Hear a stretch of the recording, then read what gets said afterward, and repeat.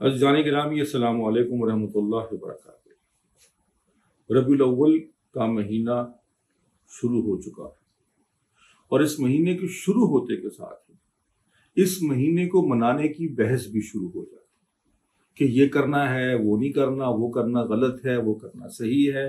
یہ ایک عجیب سی بحث چھڑنے والی ہے، بلکہ چھڑ چکی ہوگی۔ تو میں آپ کو ایک ایسا فارمولہ دوں ربیع الاول کو منانے کا کہ اگر آپ اس پہ چلیں، کوئی اس فارمولے پہ آپ کے اعتراض نہیں کر سکے گا، اور اتنا فائدہ ہوگا جتنا کہ آپ سوچ سکتے ہیں۔ اور وہ یہ ہے کہ اس مہینے میں دو کام کریں۔ ایک، ویسے بھی کثرت درود شریف پڑھیں، اور دوسرا رسول اللہ صلی اللہ علیہ وسلم کی کوئی کتاب لے لیں، ان کی سیرت کے بارے میں، ان کے حالات کے بارے میں، اور اس کو پڑھنا شروع کر دیں۔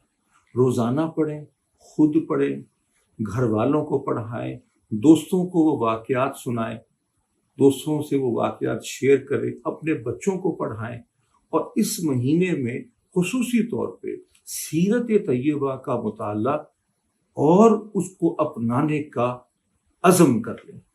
یہ وہ طریقہ ہے اس مہینے کو منانے کا، کوئی آپ پہ اعتراض نہیں کر سکے گا۔ اللہ تعالیٰ ہمیں سیرت پہ عمل کی توفیق نصیب فرمائے۔